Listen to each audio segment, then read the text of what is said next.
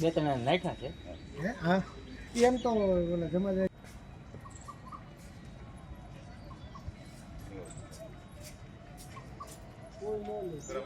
નહીં ટાઉનમાં જાય છે.